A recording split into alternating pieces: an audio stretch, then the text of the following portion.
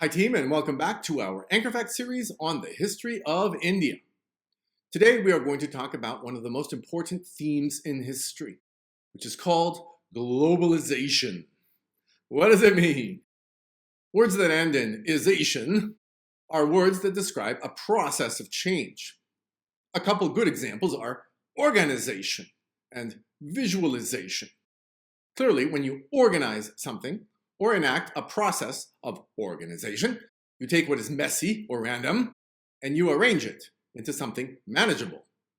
When you visualize something or enact a process of visualization, you take something that you can't normally see and you make it visual or seeable.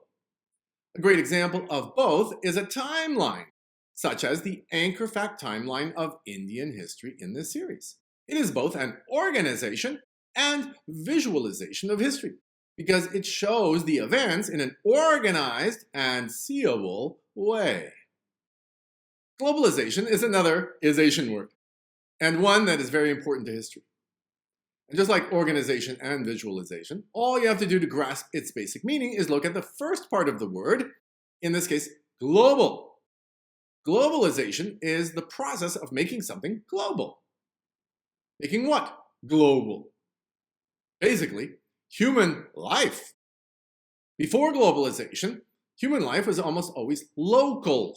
People lived their whole lives in one area and only ever rarely had contact with people far away.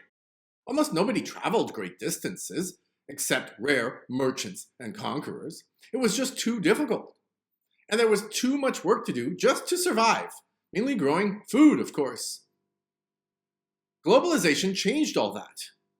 It began because Europeans, who were at the far western end of the Silk Road trading network, wanted to gain access to products from China and India without having to buy them from the only people they had direct contact with, their neighbors, the Muslims of Asia and North Africa. The European Christians and the Muslims were enemies, ever since circa 711 when the Muslims had invaded Europe, which I hope you remember is exactly the same year the Muslims invaded India. The Kingdom of Portugal decided to change all that by seeing if there was a way to get directly to India from Europe. Nobody knew if there was. Africa is a huge continent, and as far as anybody knew, nobody had ever sailed around it. This ancient Greek world map shows us why. It simply does not show a bottom to Africa. Here you can see Europe with the boot of Italy, North Africa, including the Nile River of Egypt, and over here, India. Clearly, based on this map, you could not have thought it was possible to sail to India. But no one really knew. So the Portuguese leader, Prince Henry, known as Prince Henry the Navigator, began to send explorers to see if it could be done. Under his leadership, the Portuguese made their way around West Africa, at least. That was already a long way. And this world map, called the Frau Moro map, made in 1450, shows that the Europeans were beginning to believe they could do it. It shows water all the way around Africa, even though it clearly does not get the shape of Africa correct. Finally, in 1488, a Portuguese explorer named Bartolomeu Diaz reached the bottom of Africa. Then, 10 years later, in 1498, Vasco da Gama completed the circumnavigation of Africa and reached India. Circumnavigation means navigation completely around. Here we see an artist's depiction of his audience with the Zamarin of Calicut, a western coastal region of India. The Zamarin was not especially impressed with the Portuguese, much like most leaders of Asia, whether in China or Japan. It had taken an incredible effort just to get there, and the Portuguese did not have much wealth to spare to shower their hosts with gifts, so things did not start very well, and they got worse. Since the Zamarin was not interested in trade, the Gama turned to his neighbors, who were also his rivals and enemies in the anarchy that was the patchwork of India. Some of them wanted trade and permitted the Portuguese to use their ports instead. Soon the Portuguese were involved in local wars, especially when the Indian rulers wanted to resist the rising presence of the Mughal Empire, the fourth major Islamic wave of invasion. This was certainly something that the Gama and later Portuguese commanders were happy to do.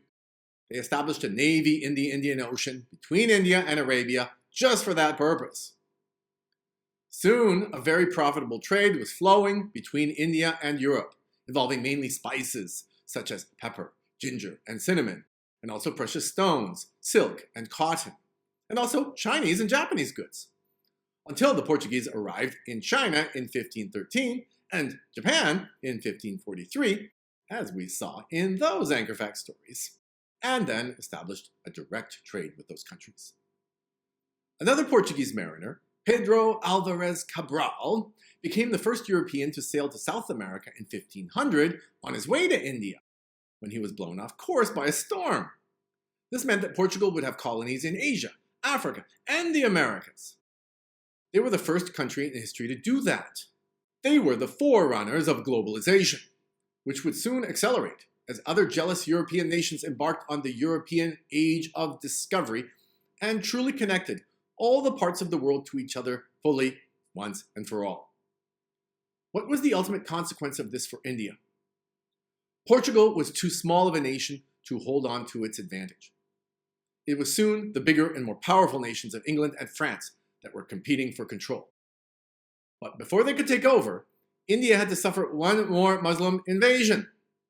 The one I mentioned earlier, the invasion of the Mughals. We'll look at that briefly in our next lesson as the story of the impact of globalization on India continues. See you then.